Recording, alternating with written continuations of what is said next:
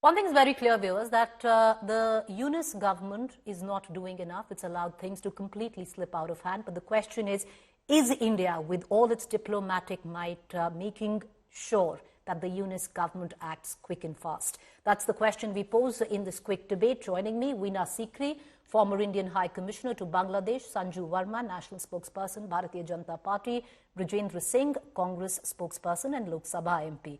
Weena Sikri, to begin with you, the fact, it's very clear that the UNIS government has allowed things to completely get out of hands. Question that I ask you, Weena Sikri, with all the measures that we have taken till now, the politics aside, is India doing all it can to exercise enough diplomatic pressure to not see the visual stream in from Bangladesh that we see every day? Absolutely. I think the government of India has given this the utmost seriousness. And I would say right from 5th of August, which is the day when Prime Minister Sheikh Hasina left the country. On 8th of August, when Prime Minister sent his message to Mohammed Yunus, he immediately mentioned the attacks on the minorities, because that's what had happened. The first thing to happen after Sheikh Hasina left the country.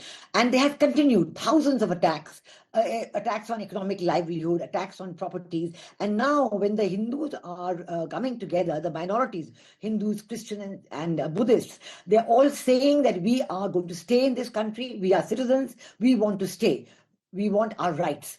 And it is the search for rights that took Chinmoy Krishan Das to lead the people. He created an organization called Samiliti Sanatan Jagran Jot, and they made an 8-point demand to the government. But the Mohammed Yunus government is in complete denial. I don't think they are in control of the law and order situation, because there is no police worth the name. The army has magistracy powers and police powers, but they don't seem to be exercising it. And they are completely ignoring the demands being made by the minority communities. There have been attacks on the Buddhist community in Khagrachari in September, and the continuing attacks. So I think the government is watching it very carefully. They are keeping the situation within control. For example, today there was an attack on the Assistant High Commissioner of Bangladesh in Agartala, and we have regretted that. But I must say that at the same time, the Indian flag has been desecrated in Dhaka as well. They have painted the flag on the streets and footpaths, and people are walking over it every day. So I think this is something that we have to take up, and we have been taking up. I think that the global awareness this time is perhaps the highest that I've seen. Because I must tell you that the situation of the minorities today in Bangladesh has never been so severe since 1971.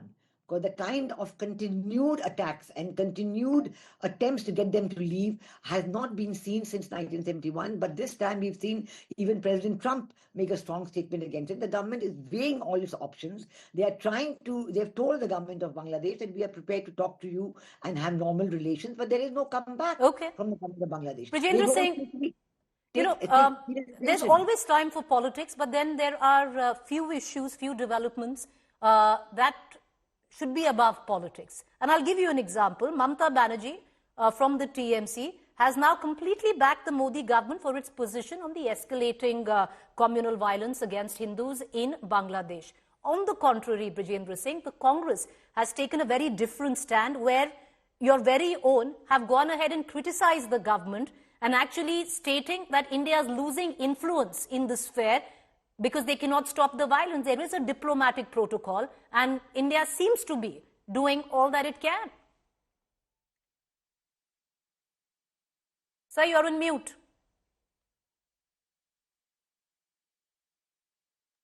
Yeah, thank you, Preeti ji.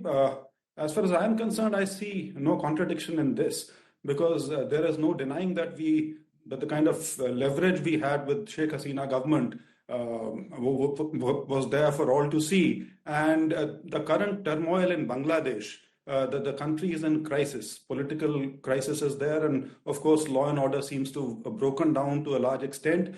And there has been a continued persecution and attack on the minorities, on their places of worship. So these are definitely things where Government of India, the stand which the Government of India has taken, it's a very measured one, and I'm glad that one is not pandering to the communal politics, because communal rhetoric, from wherever it comes, it always feeds into the other.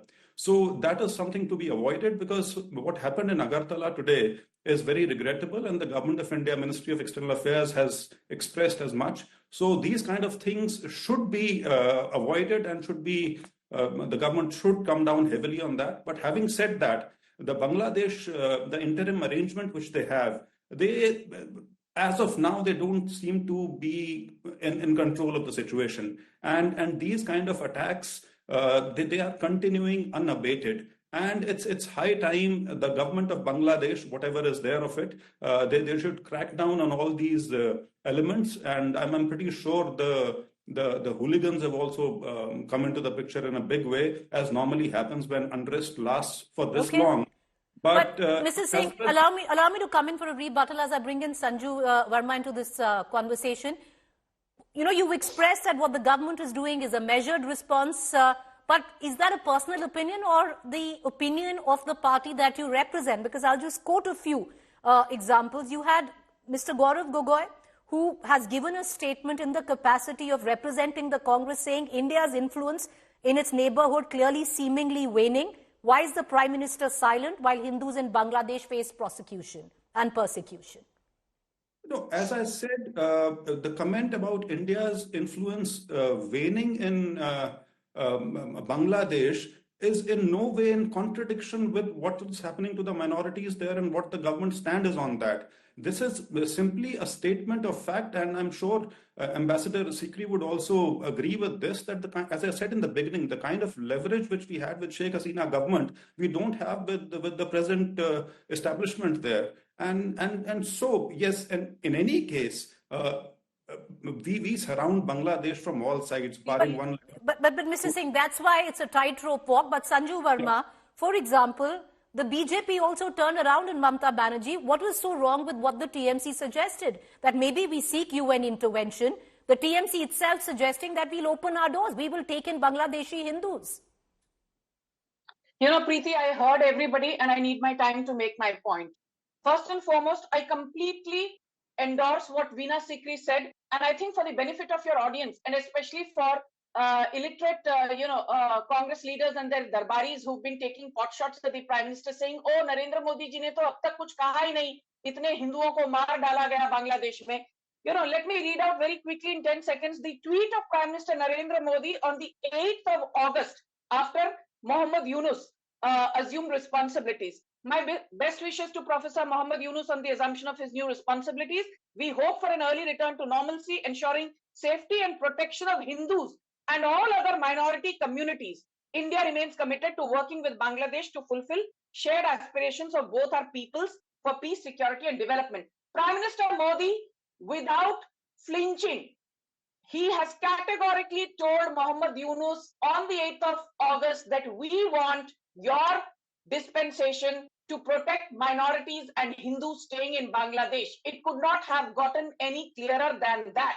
Now, second point about Mamata Banerjee and some other opposition leaders crying and saying that, let the UN step in.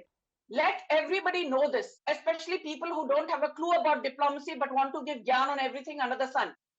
India is not a member of the UN Refugee Convention of 1951. India is not a signatory to the UN Refugee Protocol of 1967. So the second point I'm making is India is not obliged to even seek the UN, in terms of its help or soliciting its approval or asking it to step in, because we are not signatories to any refugee conventions globally. Point number 3, the Modi government beat Operation Rahat in Yemen in 2015, beat Operation Devi Shakti when we evacuated Indians, including Sikh community, which was being butchered in Afghanistan after the takeover by Taliban, or beat Operation Ganga when we evacuated more than 20,000 Indian students studying in Ukraine, Romania, what have you, or for that matter, beat Operation Ajay when we evacuated Indians staying in Israel. The Modi government has always put India first when it comes to its diplomatic ethos. But I will just end by saying one thing, because the Congress spokesperson made many points. Beat Gaurav Gogoi, beat Rahul Gandhi, beat Jairam Ramesh, beat Priyanka Vadra. You look at their timeline since the 5th of August till date, as we are speaking on the 2nd of December. Overtly, covertly, implicitly or explicitly. 1 minute, Preeti. They have been mocking Prime Minister Modi. Okay. They choose not to stand with India even during these times. Okay, Sanju Verma, I want to get in Weena Sikri back into this conversation. Weena Sikri, the sheer fact, Sanju Verma detailed the terms of engagement we've had with the UN, but what is wrong? Because diplomatically, one would think it would make sense that we approach the UN, maybe a peacekeeping mission is sent to Bangladesh to normalize the situation. There really isn't anything wrong in that. That would be a means of diplomatic pressure. Look, the first thing is that I don't agree about, the present government in Bangladesh is actually technically led by Mohammed Yunus, but it is being controlled by the Islamists. The Jamaat-e-Islami and the Hizb ut-Tahrir are controlling this government. So I think the first thing we have to recognize is that this interim government is not even a constitutionally valid government, because the interim government, such as it existed in the Bangladesh constitution earlier, only allowed for 90 days for the interim government or caretaker government, during which elections have to be arranged.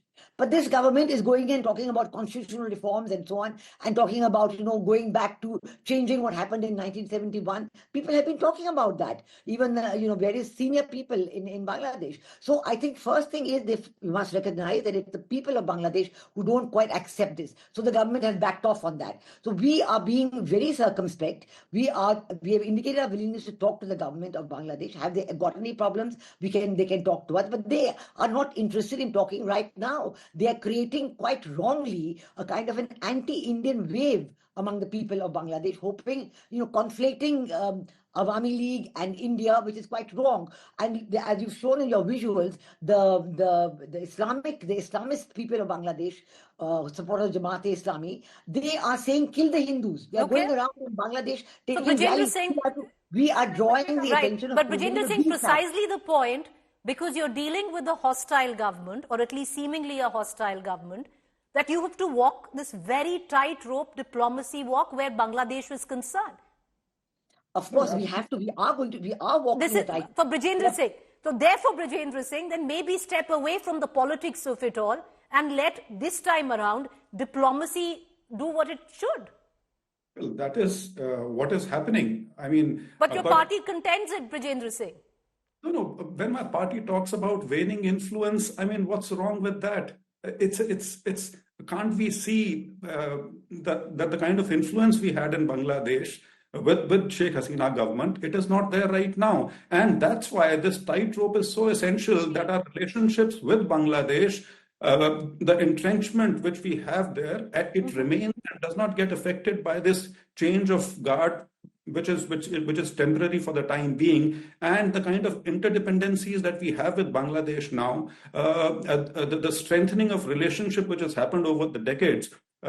We should not do anything precipitate to spoil that. But having said that, the situation in Bangladesh demands a very strong action on part of... But Mr. Singh, you don't just say about the waning influence of India, your party has also made it very clear that Prime Minister Modi has been inept while Hindus in Bangladesh face persecution. Preeti, can I this has been the official stand. Ma'am, please allow him to speak. I'll come to you after that.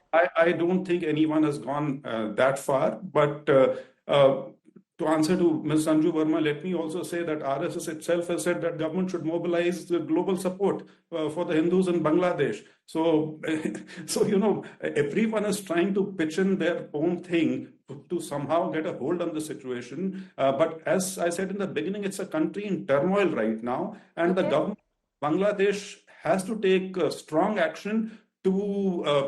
so, Mr. Singh, you feel that the government is doing enough right now, right? That's what the stand is. Well, yes, it's a diplomatic tightrope. There is no denying that. Sanju Verma, there's also contention, Rajendra Singh being more magnanimous, but you have a lot of commentary coming in from the Congress, which seems to suggest that you point fingers to the Congress, but this was a party, the last time there was a crisis in the region, it split Pakistan into half. And that came under the leadership, as per the Congress, of Indira Gandhi. Now, Preeti, I've heard everybody. Since you spoke about Indira Gandhi, let me tell you, Bangladesh was formed in 1971. It was in 1972-73 that Indira Gandhi... I know, ma'am, my father fought that war. I know. Yes. So, Preeti, I think you have illustrious legacy. I'm so glad to hear that. So Preeti, the limited point I'm making is that the land border agreement between India and Bangladesh when Indira Gandhi was the Prime Minister was signed when 1970 to 73. And do you know something, Preeti, since you do research thoroughly? Finally, it was in 2015 under the Prime Ministership of Narendra Modi that the land border agreement was brought to fruition after decades. We have a 4,097 kilometer border with Bangladesh. If today 62% of that is porous, is because of legacy socio-economic issues which the Congress ignored for decades. और आज ये मोदी सरकार को भाषण देते हैं. Preeti, I have one request. I do a zillion debates with you. I do debates on other channels with official Congress spokespeople too. And every time I've asked them, you talk about Hindus being marginalized in Bangladesh. Do you support the CAA? The answer is no. What does the CAA seek to do? It seeks to give citizenship status to persecuted minorities, including Hindus, Buddhists, Sikhs, and Jains from Pakistan, Afghanistan, Bangladesh. So, Preeti, wait. My limited point is this. Congress का तो वो हाल है हाथी के दांत खाने के और दिखाने के और if you really care for the Hindus of Bangladesh, please support CAA. Ask Rahul Gandhi. But CAA is in effect, ma'am. The CAA is in effect, and one can go to their portal to know how many people have gotten how many people have gotten citizenship. And also, if you talk about CAA, the NRC right now seems to be in cold storage. Nobody quite knows what came of the NRC. Why do you heckling me when I Ma'am, talk? I'm not heckling you. I am not heckling you. Let me finish. I'm the moderator. I'm allowed a rebuttal. I am not talking about CAA being in place or not being in place. Preeti, call out the hypocrisy of Congress. Why don't they support the CAA? Why don't they stand shoulder to shoulder with the government? Why are they allowing marginalization of Hindus? That's a point that you posed to the Congress. I'll get in the Congress spokesperson and a quick word from Weena Sikri on that. Mr. Singh, would you want to respond? The hypocrisy is what the BJP spokesperson alleges, because on issues like CAA, the Congress's stand has always been against it. However, having said that, you take on the government on what is taking place in Bangladesh for not doing enough. See, do you support CAA, Mr. Singh? Ma'am, I've asked him that question. Please allow me to be the moderator, Sanju Verma. Please allow me to be the moderator. Go ahead, Mr. Singh. Make your point. Representing my party, I am putting forth a view where diplomacy has to work. And as I said, it's not easy times in Bangladesh. It is this kind of rant from the BJP side. Ma'am, do not interrupt. Ma'am, do not. You were not interrupted. You had a free run. Do not interrupt. May I just get the Congress spokesperson to answer? Go ahead, sir. Make your point. Till now, I deliberately did not want to venture into the language of calling Bangladeshis termites, fighting the entire Jharkhand election on illegal migration from Bangladeshis and those kind of things. These things do affect the psyche of people. As I said in the beginning, communalism on either side feeds each other. And that is what is happening right now. I want to get in Weena Sikri. All right, sir. Okay, Weena Sikri, I want to get you in for a quick comment. What's the way forward, Weena Sikri? Because at least the atrocities that we see against Hindus are not stopping. What's the way forward that we can ramp up and amp up diplomatic pressure where Bangladesh is in question? There is a lot of diplomatic pressure that we can ramp up, a lot of economic pressure that we can ramp up. At the moment, we are being very, very magnanimous. All humanitarian aid, whether it is rice or eggs or everything, is going across to Bangladesh. But we are also using the maximum force of discussion, of diplomacy, dialogue, and telling the Bangladeshis, please look after your minorities because they want their rights. And I think this is what we have to support. The question is not because the minorities in Bangladesh have clearly said they want to stay there. Taking off from what Ms. Sikri said, we're being diplomatic, and understandably the kind of hostile government that we're dealing with, is it time now to also show the stick? Because as Weena Sikri says, we can ramp up diplomatic pressure in terms of tariffs, in terms of sanctions, in terms of business. Weena Sikri is absolutely right. But as they say, with great power comes great responsibility. And there's this famous quote by Robin Hobb. diplomacy is the velvet glove that covers an iron fist. But beyond platitudes, I just want to say one thing to you, Preeti. At the core of the issue in Bangladesh, it is not about Mohammed Yunus. It is not about a coup which, completely obliterated the legacy of Sheikh Hasina. This is about radical Islamist terror. You will see the likes of Mallikarjun Kharge, Rahul Gandhi, Priyanka Vadra, Rashid Alvi, Mufti, Mehbooba Mufti. ये हिंदुओं को ज्ञान देंगे. Hindu Taliban, saffron terror, BJP की साजिश. Have they called out the bluff of radical Islamist terror, which is at the epicenter of the Hindu genocide in Bangladesh? That's all the time that I have for. I need to cut short this debate. We need to quickly move into our next debate that is coming up. I appreciate all three of you for joining us. Let's just hope we can disengage politics of what is happening right now in Bangladesh, but clearly that's not possible when it comes down to India. But we're going to keep a keen eye on all developments in Bangladesh and what's taking and the fallout of that which is taking place this side of the border. There was an incident which we regretted that took place in Agartala today.